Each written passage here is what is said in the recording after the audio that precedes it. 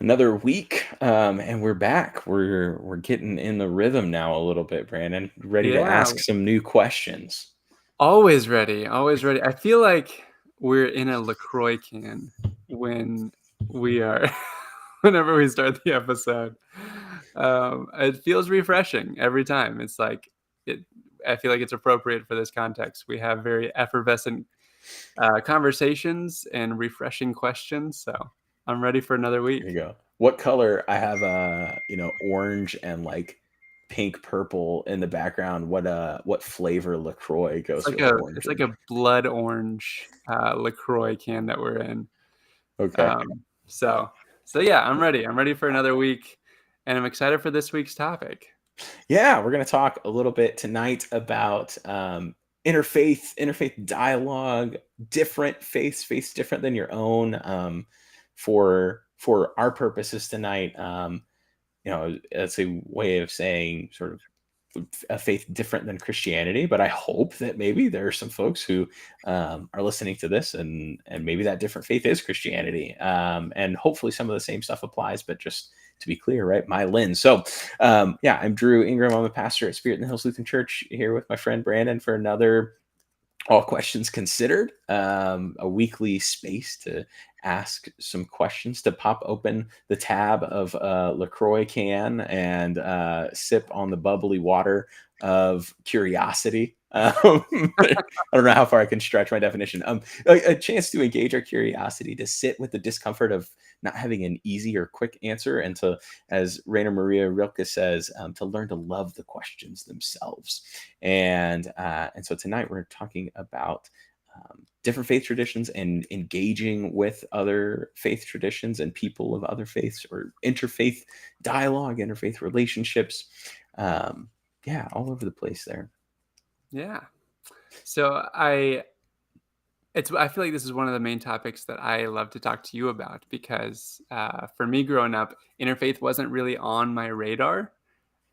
It was it really was for me just like there's my faith, which is the only one that matters, and then there was a whole bunch of other pretend faiths that I didn't learn much about, I didn't know much about. I feel like I was kind of curious about them, but then the more I've talked to you, the more I've realized this has been something that's been on your radar for a lot longer than it has for me. So for you, interfaith, how far back does that go where you were like aware and curious about other faiths? Yeah. So I can remember some of my first wonderings, which is interesting. I have a decent memory sometimes about some things, but I don't know. It's funny to see which things we remember. Uh, I remember in kindergarten, first grade, we had two new students join the class from uh, different parts of the world, who I was sort of their designated like buddy. Like I'd sit next to them in class and was patient enough, I guess, to be tasked with that. And whatever wisdom my teachers had, whatever quality I expressed at 6 years old, that invited me to sit with these friends.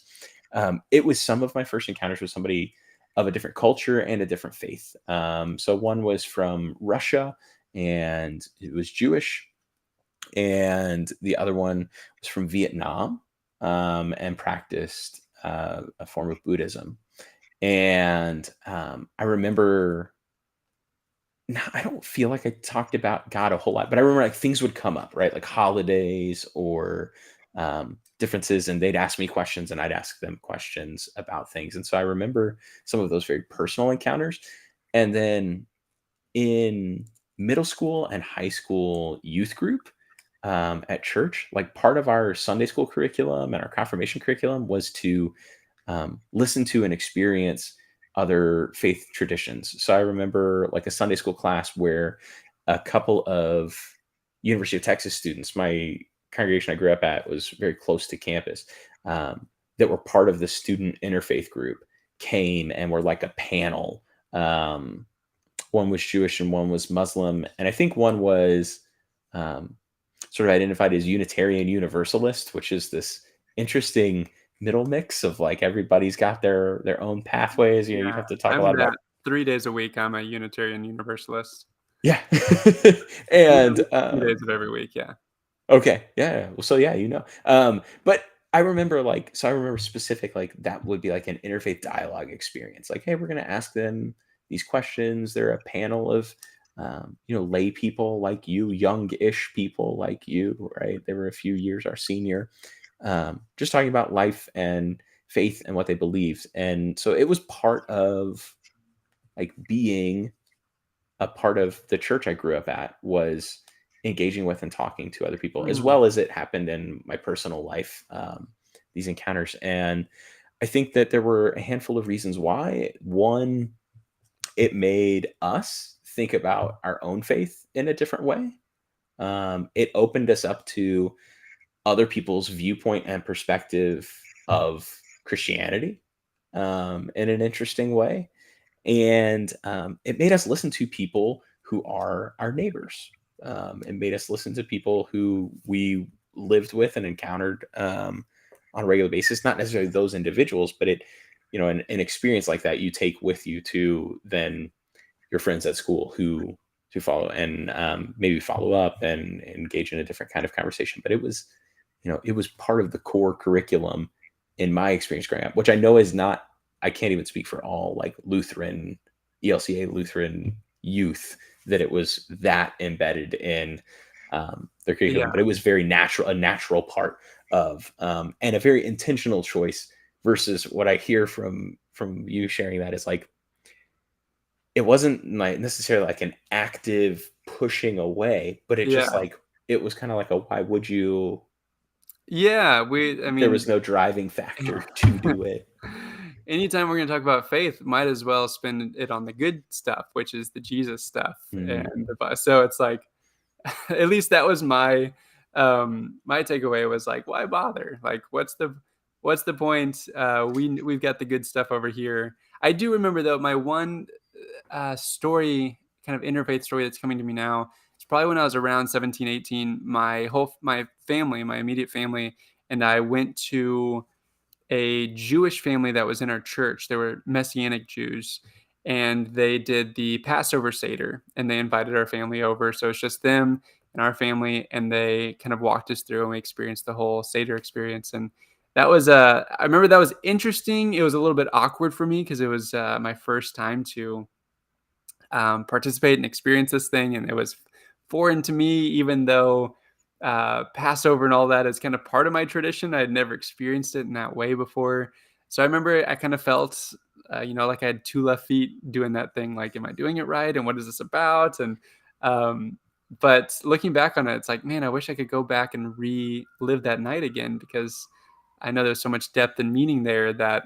that I was getting to experience through somebody else's culture, their practices and rituals. And so, yeah, now I think I value it way more than back then. I was like, what's going on here? Mm. So I'm excited to talk about interfaith. So anybody who's joining us, Yeah. any questions you have about interfaith, talking to other faiths, why would you do it? How would you do it? Who would you talk to? Any questions you might have, welcome. You can comment, hopefully wherever you're watching, and we can see it. And we'll try to get to those questions and toss them over to Drew so that we can all consider them together. That's But right. Yeah. Drew, so let's first of all, I was just talking with my wife and I said our topic tonight's interfaith. What questions do you have? And she said, my first question is, what is interfaith? What do you mean by that? So I thought that'd be a good Yeah. question to start us off with. Yeah. What are we even talking about? So maybe if people have been listening to the first couple minutes here, an interaction between different faiths is Mm, basically what I would, how I would break down that word. I don't know that that's actually the etymology of interfaith, but an interaction between people of different faiths. So I took, an interfaith class one time that the actual title of the course was Christian Encounters with World Religions, because that was sort of the perspective. Like, how has Christianity encountered these other religions of the world? That was a class I took in seminary to talk about, like, is uh, it core to the curriculum? It was an elective, but it was that was, the actual? So even in that title, it like Christian interactions with world religions. Mhm. For me, that's kind of how I saw it, was like these are worldly religions where we have the divine and spiritual religion. Um, Okay. Yeah. Yeah. Yeah. It depends on, right. Like, again, you know me. I love a good definition. Depends on what we're talking about. World, right? yeah, Is that when Paul would talk about the stuff of the world, of the and the world. These stuff are of religions heaven, of the right? world. Yes, we have the Yeah. religion of heaven. Yeah. And so this was just saying, hey, we're going to examine like what Christianity's interaction with these other global religions are. So, like, how has Christianity and Hinduism, um, like, how have they connected? How have they overlapped? How have they butted up against one another? Christianity and Judaism, Christianity and Islam. How do they relate? How have they related across history? And then to go have some encounters. So, like, we went and worshipped at a Sikh Gurdwara. We went and like Mm, visited their worship space, and were there for the morning. And So an interaction, I would just say an interaction across faith, um, and the differentiation in like my world of the church is if we're interacting with another Christian denomination, another strand of Christianity, we'd use a word like ecumenical, which mm. means like church relating to other church. Um, and then interfaith would be talking to another group. So, like on, if you can go look at like formal denominational conversations with another Christian denomination. So like the ELCA is talking to the United Methodist Church, and we have like an ecumenical relationship. We call them ecumenical partners. We define what that looks like. We have some documents that they've sent back and forth at this really high organizational level. Oh wow. Um, and then there are the same things with like interfaith relationships. And here's our relationship to um, sort of like reformed Judaism in America. And what is here's some of the things we've exchanged, and here's some of the things we've said to one another, and Okay, so you're talking ways about that like we've at a committed to encounter one another as denominational groups. you're talking about a very formal level here of Yeah, encounters between, but then we're also, so we're talking about from that very highest level of very organized institutional religions talking to each other, but then all the way down to interfaith is also going to the pub and getting a beer with my friend who's of a different faith, right? yeah, yeah, absolutely. Or I mean, where I started in my like personal life example of like, I remember my friend Ron moved from Russia And you and was shared a a coloring practicing book, Jew. and yeah, Yeah, yeah. and and that's an interfaith interaction. So I want to try and encompass kind of all of that, right? Like there's sort of formal interfaith dialogue, interfaith relationship among, right, like institutions of religion, um, and and there's also the reality that for the vast majority of us, we live and interact in an interfaith world. You go Yeah. to work, you go to the coffee shop, you go to the pub, um, you know people Yeah. who are part of another faith tradition, or an interesting thing in America, the state of religion in America right now, right? The majority of folks are not part of a faith tradition, a worshiping community. A Mm. very slim, but about half of the population isn't, and so that's maybe even a third Category. type of dialogue, right? Like it's not talking to other Christians, it's not It's ecumenical, it's not ecumenical necessarily interfaith. interfaith. That's just Um, talking to heathens. Yeah. yeah, I don't think we would use those words in the hopes of actually like loving our neighbor. But yeah, but like agnostics or atheists, right? What's interesting is there are certain like groups and conglomerates of um, like atheism. Like there are Yeah, societies and institutions and things. that sometimes have Um, their own worship services, or I don't know if they call it worship, but they have their right. own, like, church services sometimes. Yeah, and so I wonder if, like, if you're talking at an institutional level, if you might still categorize it in kind As of that interfaith. interfaith space, right? Like, we believe different things about God and the Yeah. world. Um, I think you bring and up an interesting point about the world that we live in, because 100 years ago, that's much less true that our coworkers, our neighbors, especially if you weren't in an urban area, you could probably spend your whole week without coming across somebody who is maybe of a different faith. But now I know for me, our apartment complex, every day I'm walking by people of different faiths. We just went to the swimming pool, and the family there didn't speak the same language as us, and so we're trying to kind of communicate via smiles and gestures, and so yeah, going to work, it's like most of your coworkers probably aren't of the same faith as you are. So the world that we live in, this is just a part of it. So I love that we're talking about this idea kind of pointedly. How do we feel about this, interact with this? So I'm excited. So interfaith is the interaction between different religious faiths, all Yeah, the way I up would at a say we formal could leave it. level, Yeah, we all the could way. leave it as simple as that, but right, it can happen in all of those ways. It could talk about an interaction where faith didn't even necessarily come up, or it Mm, could be like that formal panel dialogue that I talked about in like Sunday youth group at my yeah, church, right? Of like, oh, this is like an intentional interfaith moment, and we're doing this thing. I love it. Okay, so now that we know what interfaith is, why, like, should I about interfaith dialogue? Should I care about other faith traditions? Why should I learn about other faith traditions? I think there are a lot of good answers to that kind of why question. I think it's interesting in our own experience. I guess two things I want to point out about you and I both talking about sort of like our growing up in Christianity and our experience with encounters of people with people of different faiths or the importance of that. It says two things. One that's really important in interfaith dialogue is you're always talking to like people, unless we're talking about institution to institution, and even then, it's a Still little bit people. different. Like, yeah, and so um, we can think that like we can fall into the habit, and this happens in other ways too, right? Of like asking somebody to be a representative of their entire faith, Mm, yeah. and it's important to not do that.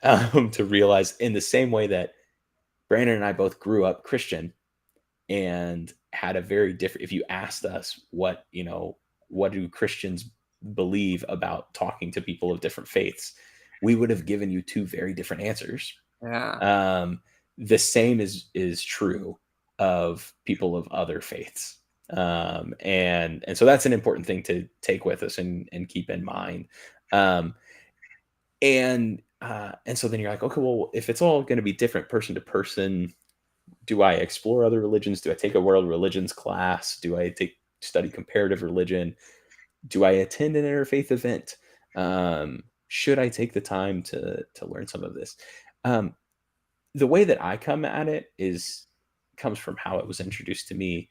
Um, it's about loving our neighbor, Mm, and loving our neighbor is not an agenda based thing. It's not loving our neighbor so that um, they'll think the same way that we do. So that the same, like it's just like that's the I'm called to love my neighbor, and to love my neighbor means to know my neighbor, and so to be interested in the things that form them.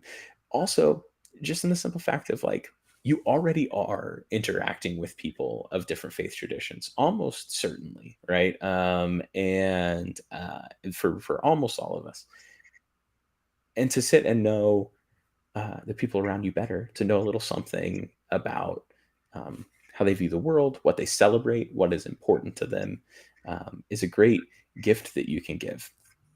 The other aspect of it is, um, I think I have found it to be true for me, I should say, and others have as well, that in exploring and learning about different faith traditions, um, I can explore my own in a new way. mm. What do you And mean by so, that? yeah, well, I think there's a great book if you want to know if somebody wants to like really dive into something like this. But there's a great book. I'm gonna forget the author's name. I should have written it down. I knew we were talking about this, but it's called "Without Buddha, I Would Not Be a Christian." Yes. And Oh gosh, I forget the author's name as well. yeah, and then another author who I remember her name, but not necessarily a book that she wrote. But Karen Armstrong is another person who has done a lot of this work, and both of these people are Christian. I think have Catholic roots, and have these interfaith encounters, and it shapes how they come back to their faith. So the crux of "Without Buddha, I Would Not Be a Christian" is some of the practices in Buddhism um, enabled this person to sort of like mine the depths of, to enter into the well of Christianity in a new way. Um, and to explore when he felt like his faith was dry. This gave him a new lens. I also think that there's a very practical, like, when you're talking specifically about your faith with somebody, this happens in all ways, but especially somebody who has a different sort of language system than you. Um, they Yeah. don't like we have, the people joke around like Christianese or insider language or all of these things of like, I say the word gospel, but I never define what I mean when I say gospel. And this is when we were poking holes at like, do evangelicals believe the same thing? When we were looking Mm, at those things, it's like, well, how do we defining authority? What do we mean about good news? What do we mean when we say gospel? Um, we're not always clear about that unless we're made to be.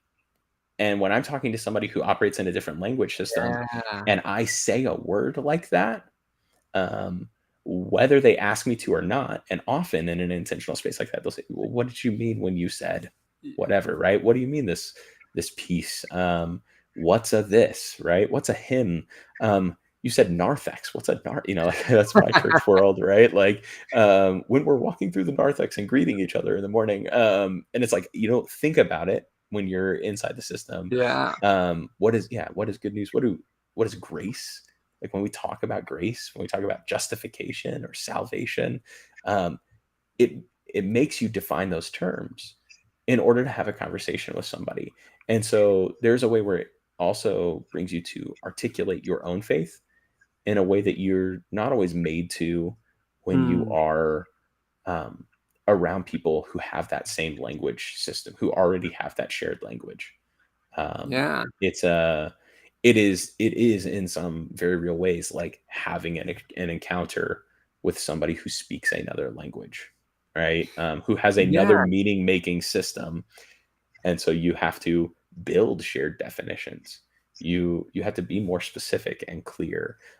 So even from just that standpoint of like letting somebody ask me deep questions like what is sin, like we were talking about last week, right? And then them working out like, oh, that's kind of like this thing in my faith.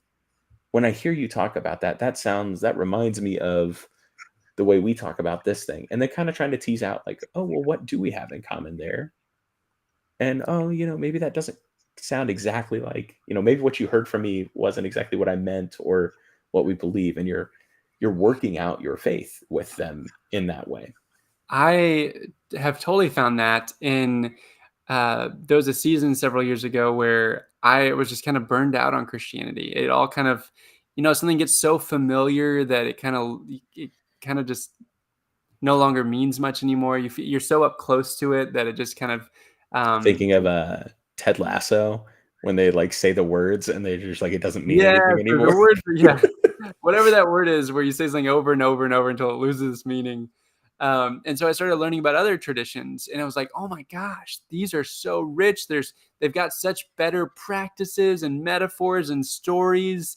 And as I dove into those with fresh eyes, fresh ears, that was like so meaningful. It eventually started leading me back around to my own tradition. I was like, "Oh, you know what? We actually have a story similar to this. We actually have a practice like this." But I was just so close to it for so long that so stepping into something else helps me kind of lead myself back to it, to my own tradition, but seeing it with fresh eyes. Because that's kind of, I think it's actually the mythologist Joseph Campbell talks about the joy of studying other religions because you don't bring your own baggage to it. And so studying other religions helps me kind of see my own religion without some of the baggage in the way through that process. So I can totally relate to that. And maybe the last thing, well, two things. One, when you were just sharing that, it reminds me of like a lot of people's introduction to like a mystic, like is like somebody like Rumi, right? Who's a Jewish Yeah, mystic, or these really famous mystics from whatever tradition, and then all of a sudden they're like, oh wait, there are Julian of Norwich, right? Like there are like mystics there's in mystics in my Christianity, tradition. right? Yeah. Or like you said, right? Like there are people who've been practicing like uh, the Quaker practice like sitting in silence Mm, until you're moved to speak. And silence, if you walk into most Christian worship spaces on a Sunday morning, um, plays a very minimal role. mm, But even within Christianity, but if we're not doing ecumenical, and then if we're not doing interfaith dialogue, like I still have a hard time in like silent meditation. The things people think about when like meditation, like sitting and breathing and paying attention to your breath. But the only reason I'm any good at it at all is that I have sat in some Buddhist temples and been led in it. mm. Um, and by people who just approach it in a very different way. And again, get me out of my head because it's like, oh, well, I've been introduced to paying attention to my breath in my same language system. That's like going on vacation. Like when you're on vacation, you remember everything you ate the whole time you went on vacation. Yeah, And if you ask me what I ate for breakfast this morning, I'd have to really think about it. that's a So good. there's a Yeah. sense of that too, right? Like there's an openness and an acceptance. There's a way that we're tuned in that we may not be otherwise. Um, and and so then maybe the last way I want to answer this question of like, should I or why Mm, should I learn about different faith traditions, including all of these other things we've said of like, it might teach you something about your own faith. It's a way to love your neighbor and learn more about them.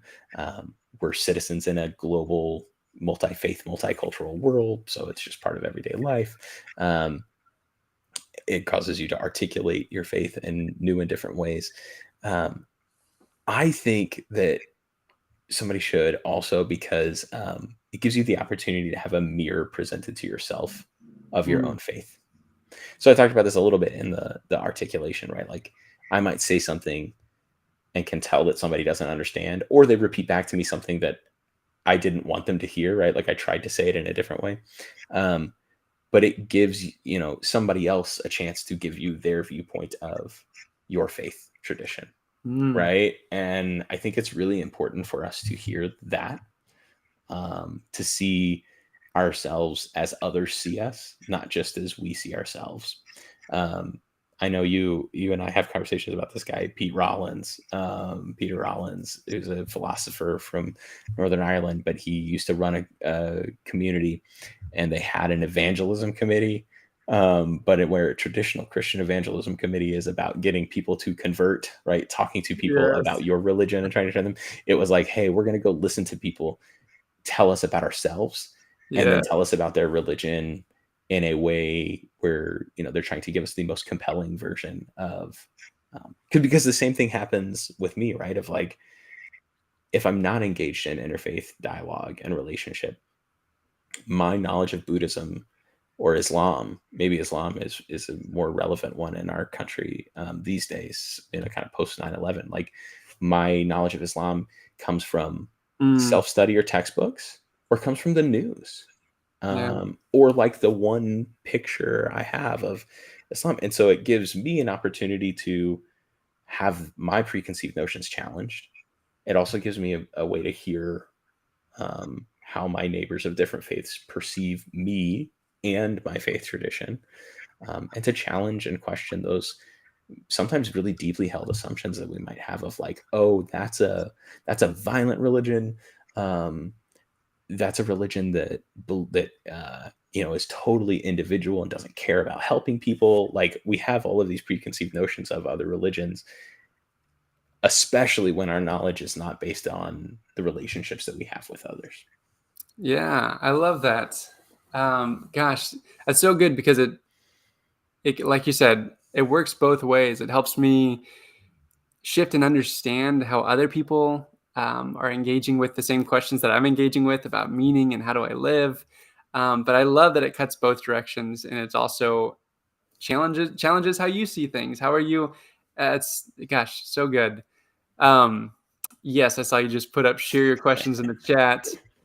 Always a good Yeah. reminder. Any questions about interfaith, talking with people of other religions, no matter what background you come from, if you had any questions about that, drop them wherever you're watching. Um, okay, here's something. I want to throw this one to you if you have anything.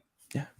What have you discovered from learning about other faith traditions? I know you've done a lot of this work, it sounds like since kindergarten all the way up until, I know you do it more, is professionally the right word? You do it Sure. professionally now? Yeah, I mean, I am technically, I should have started with this. I'm on the board for, and helped.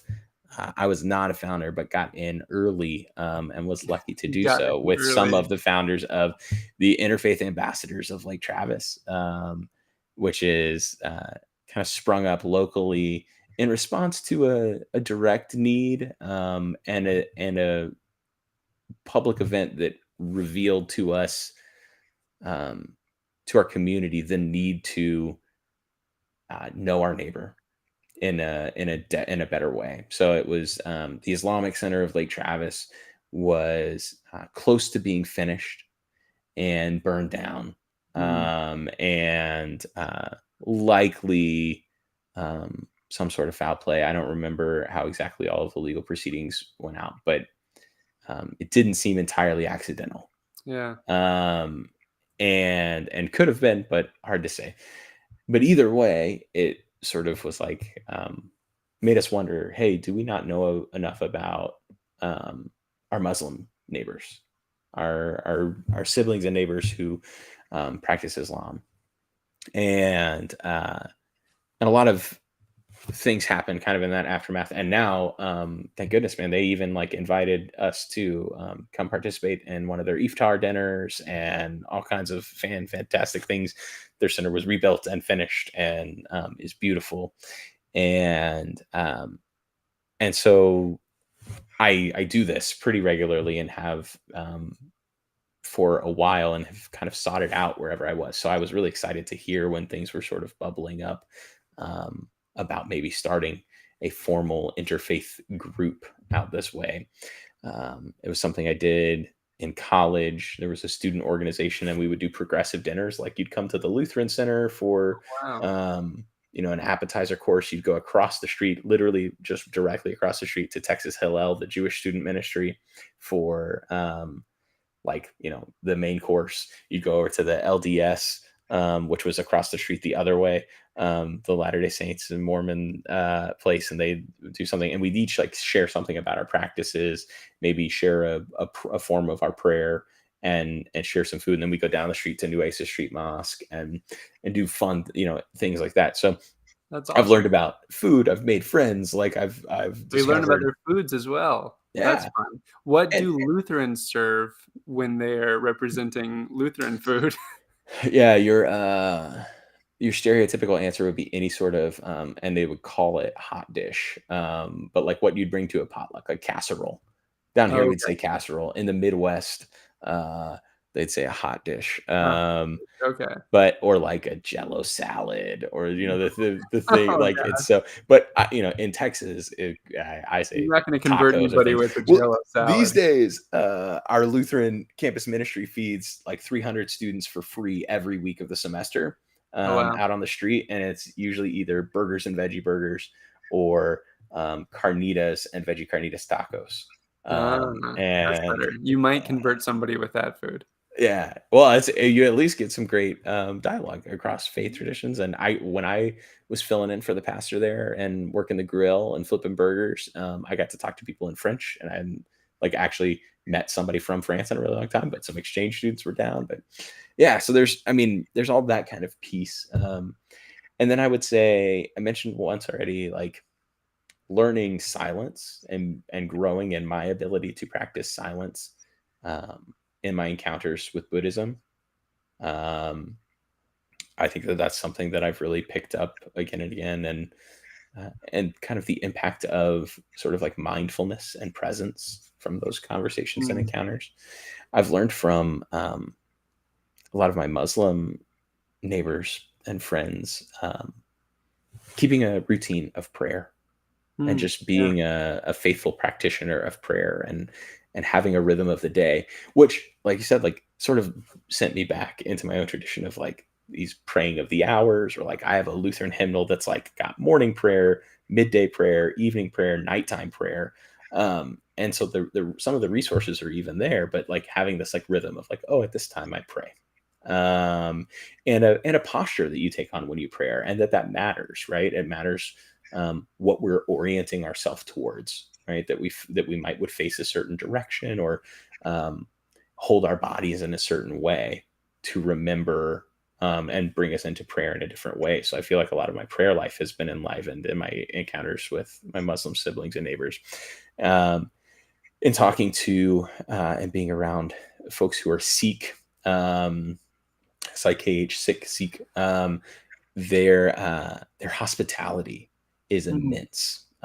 In fact, when uh, our professor was taking us to a gurdwara for their morning of worship, or for their time of kind of worship and prayer and meal, he said what his interfaith relationship professor had taught him, which was, I'm going to teach you about Christian hospitality by taking you to a Sikh gurdwara, which is to say that they're going to do it way better than you've ever seen any Christian be Oh, that's hospitable. But awesome. like, so like they brought us in, and it was like, hey, we're going to ask you to take off your shoes, but this is also why, right? Like, because this is how we're encountering this holy space. We're going to ask you to put this head covering on, and we'll help you and do it. But and here's why we're asking you to do that. Let me hold the door. I'll hold the door for you. I'll help tie all of these things. We're going to move into the space. Somebody came, to us during the worship service to help make sure that like we understood what was going on. We're going to invite you to do this thing. If you don't feel comfortable, you're fine. So this sense of hospitality and welcoming somebody, especially somebody who may not be as familiar with your practices, but hospitality in general from the Sikh community, and then an expanded notion of what it means to be nonviolent from my friends who are Jain. So Uh, Jainism finds its origins sort of in Hinduism and in that same part of the world, but is different and is sort of wholly centered on nonviolence. So mm. um, one of my friends put it this way when I was asking him some specifics about the religion. He said, uh, Jains are the only religion in the world that the extremists are less violent than the normal practitioners. And to which I said, I think Christianity is supposed to be that way too. But uh, It be doesn't play no out no that way. further than, Yeah. yeah. But this idea of like the extreme practices are to be nonviolent in the extreme. So Mm, like they consider their diet, like how much am I impacting the life of everything around me? mm. So I should eat at a certain part of the food chain that is the least violent.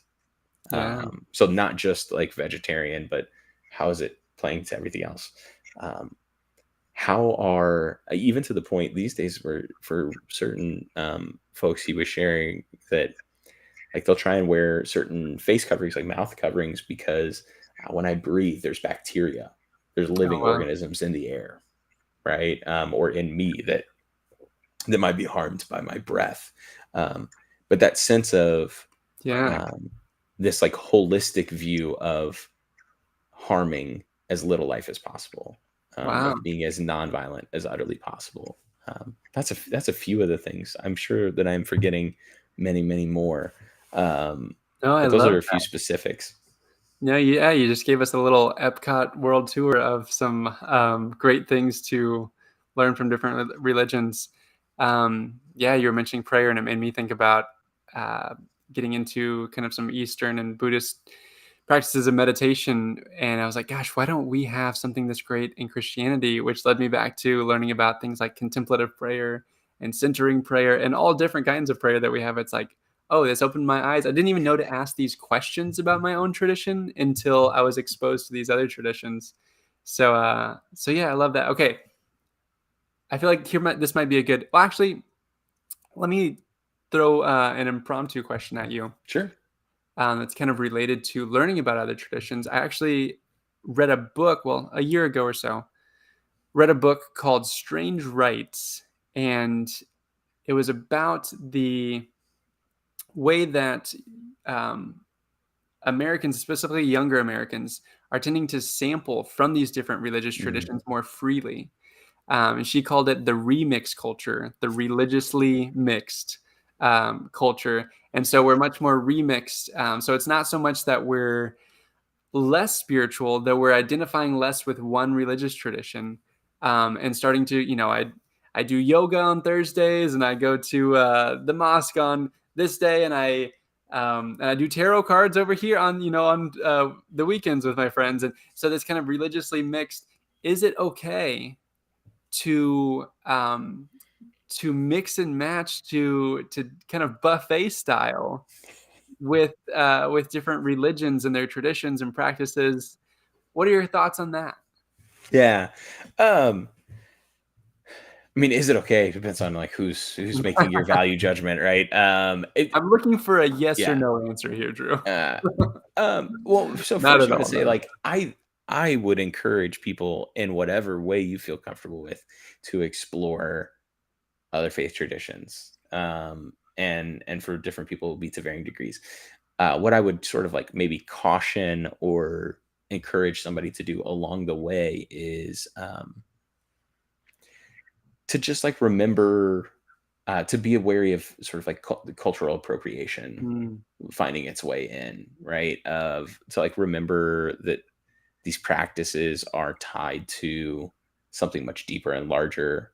To take the time if you're going to sort of sample the practice to learn about and dialogue with practitioners, like longtime practitioners, and members of that faith tradition, because I think it will enhance and inform you as you yeah. go. I think one of the interesting things that comes about you were listening to that. I was listening to an interview with Pete Davis, who wrote this book and gave this speech on like being deeply committed to something and like long term heroes and Mm, practices. He was on Pete Holmes' podcast this last week, I think, or maybe a few weeks ago.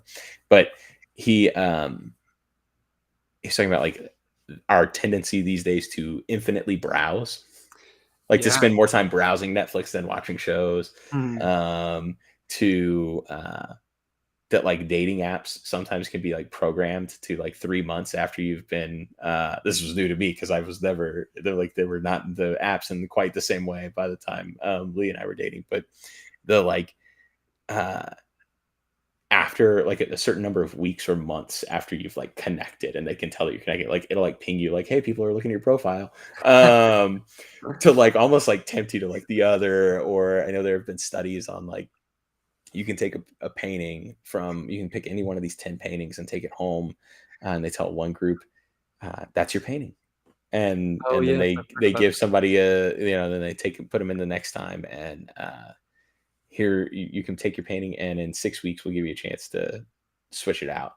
And the people that don't have the chance to switch it out are by and large that. happier with Yeah, their and so I would caution against like that, right? Like that sort of style of like buffet or just kind of like infinite browsing of it could lead you to like, oh, this doesn't work, let me find the thing that works, right? yeah, And a lot of these traditions underneath that would say like it's actually like living with them. It's in that bigger flow and context that you'll be freed from the cycle of like that next thing. Um yeah. and that one right perfect thing that's going to solve all my issues, the only way I'll ever pray again. That's just going to be perfect for me for all of time. So I think that there's help and health in practicing and perusing and browsing and trying out lots of stuff. um, I'd just say like, how are you approaching it? And to approach it with ideally the reverence of somebody who's truly interested in that, and not purely from like a utility standpoint, because I think you're going to miss what some of those practices do. Um, Now, if you want to ask like, are you still a Christian if you do this, this, and this, and this, and Mm, this? That's a more nuanced question, I think, right? Like I think that a lot of religions at some point and in certain ways are syncretistic, which is just the fancy word for saying we take a little here, a little here, a little here, a little here. mm, Some from culture, some from other religious practices. I think that you can, if you're being honest with the history of Christianity, there's plenty of that in there. Somebody's thinking in their head, right? Like, oh yeah, like winter solstice being tied to Christmas, and trees were never part of. Where did the trees come from? Or why are rabbits around Easter time or these things, right? Like you can see how these things get picked up and pieced in. And so I think that there's maybe something beautiful from that. I think that Mm. there's a lot of truth. My view of God allows for God to be bigger than any one particular faith tradition.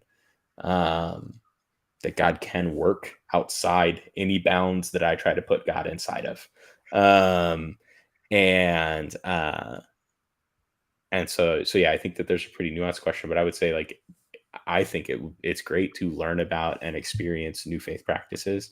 Um, to sort of try and mix them all together and be like, oh, I'm this interesting mishmash religion thing. I think you might be missing what a lot of these traditions really have to offer beyond, um, what's on the buffet, right? Like what's Yeah, actually on the menu. And I would just exactly. encourage to take the time to do that as well.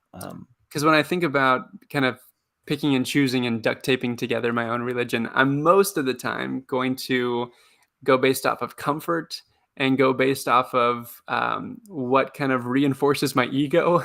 What am I already good at? What am I already comfortable with? Or like Um, pure happiness and pleasure, right? Like, can I just ride like the yeah, dopamine high forever?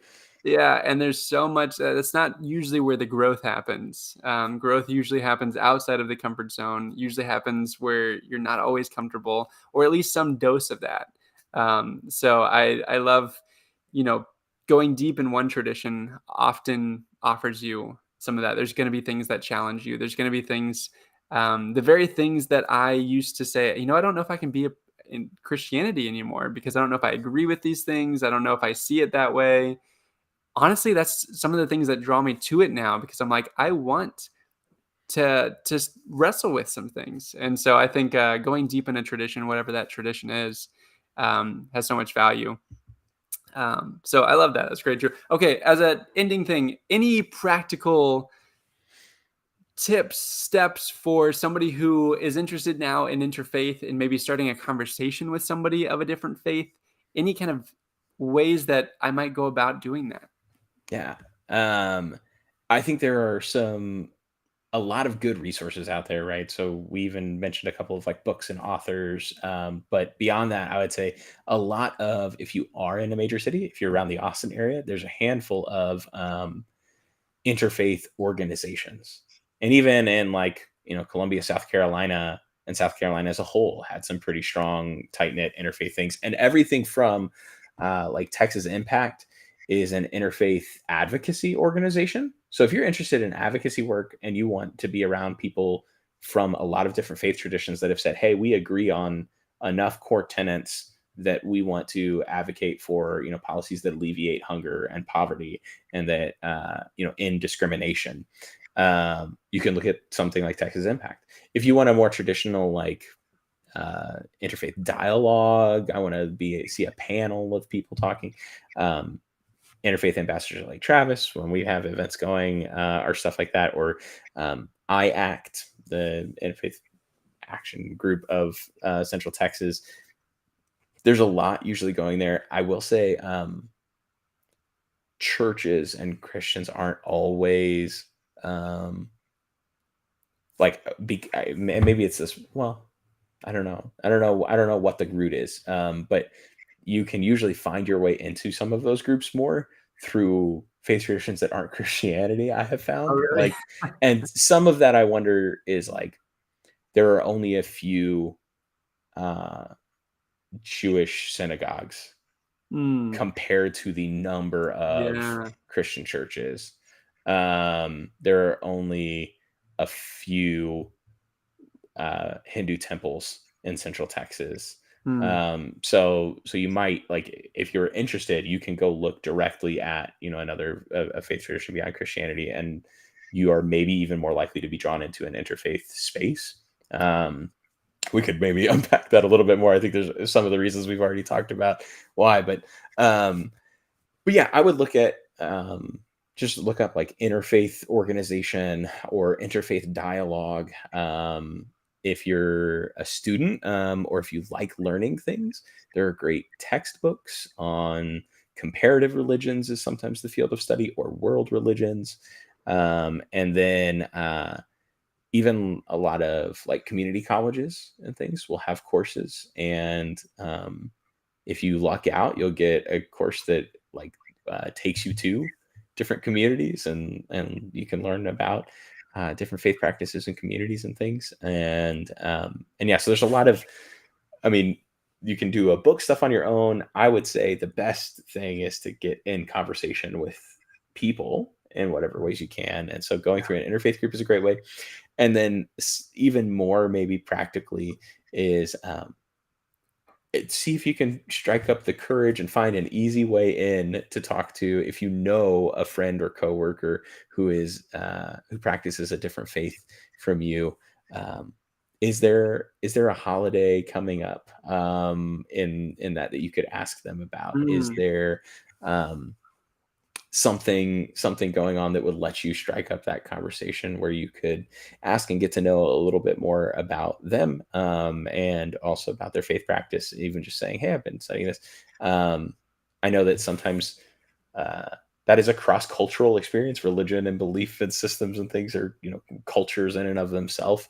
And so you want to be careful that you're not trying to make too many assumptions or things in that space, or asking them to speak on behalf of an entire religion, or religious tradition. But I would say don't be scared to ask a friend. I mean, I think of the experiences where I had a really good excuse of like, hey, I'm in this class and I need to write this paper. Will you talk to me about Jainism?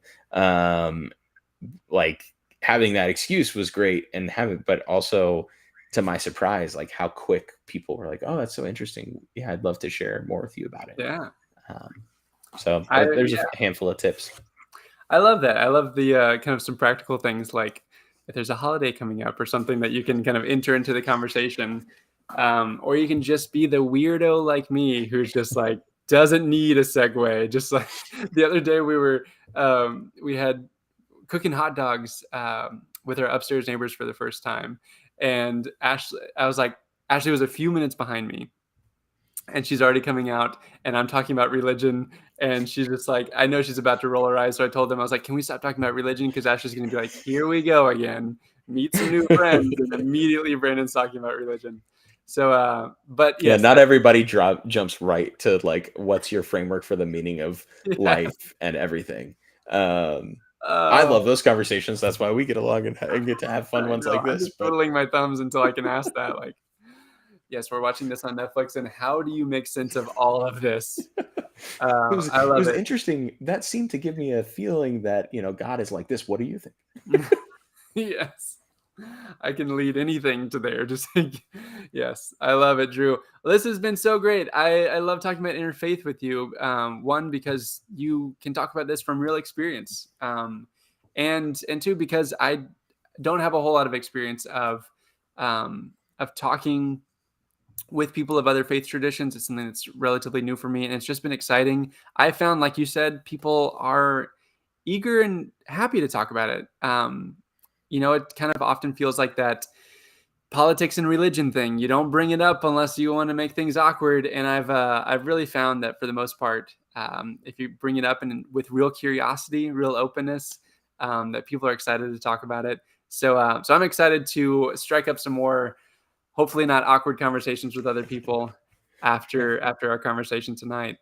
Yeah, well, and thanks. And I will just end on that note of, shared some of what I've gained from this, including some really good friends, Mm, and so I just would encourage anybody, if you're curious about a different faith tradition, if you want to know how religions of the world interact, if you want to practice it in real time, I cannot speak highly enough of what it has, the ways that it has gifted my life, mm, being in relationship with people from a variety of faiths on a regular basis, mm.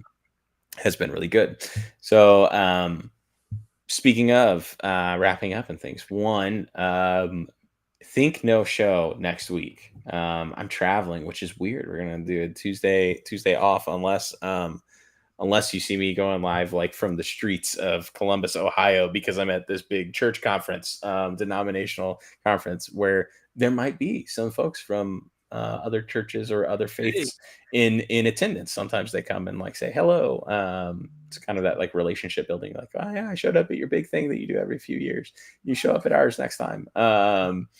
And but I'll be there, and then maybe we'll have really boring stuff or really exciting stuff to talk about, like what it looks like to gather with about 1,000 people and try and make decisions for the future of a denomination uh, when I That return. sounds like a fun time. And so, yeah, whether it's about interfaith stuff or denominational structure and what in the world an institution has any business to be in the church, um, any of that kind of stuff, or just questions in general as we build our topic lists and things going forward.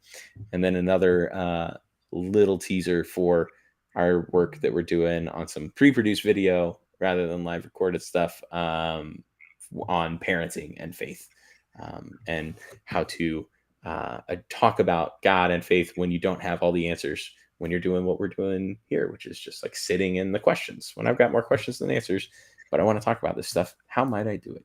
Yeah, if there's any parents watching, DM one of us if you're interested in that, and we can send you more info.